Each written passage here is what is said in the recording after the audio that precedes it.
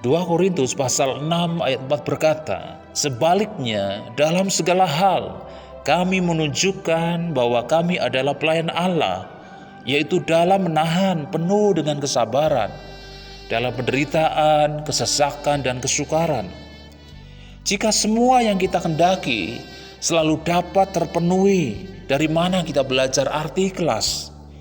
Jika semua yang kita impikan segera terwujud, dari mana kita belajar arti sabar?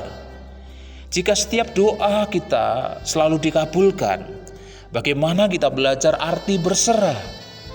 Seseorang yang dekat Tuhan bukan berarti tidak ada air mata.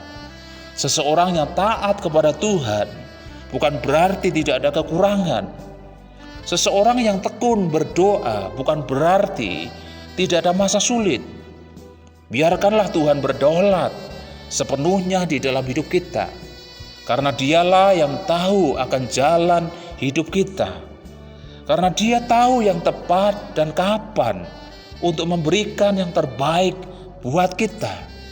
Ketika kerjaan kita tidak dihargai, maka saat itulah kita sedang belajar tentang arti ketulusan. Ketika usaha kita dinilai tidak penting dan tidak dianggap oleh orang lain, maka saat itulah kita sedang belajar tentang arti keikhlasan.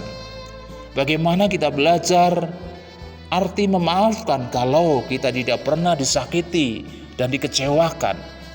Bagaimana kita bisa mengerti arti kemurahan hati kalau kita tidak bertemu dengan orang-orang yang susah, yang menderita, dan membutuhkan pertolongan kita.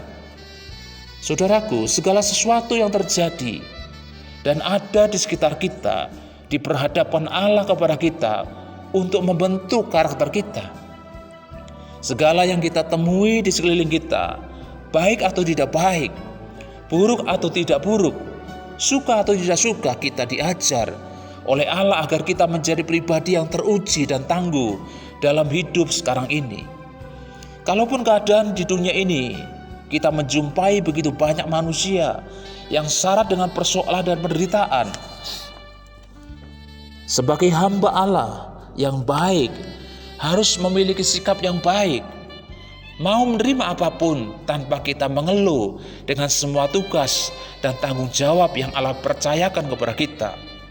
Karena pada dasarnya semua pengabdian kita di hadapan Allah, kalau disertai kesabaran dan keikhlasan, akan membawa manfaat yang besar bagi diri kita sendiri.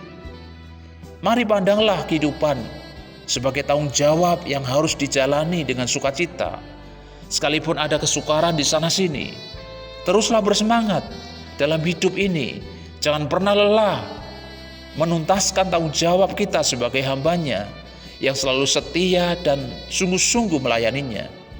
Karena Allah sedang mendidik kita dan mengajar kita di dunia ini dalam sekolah kehidupan agar kelak kita layak dan pantas duduk di kerajaannya. Amin.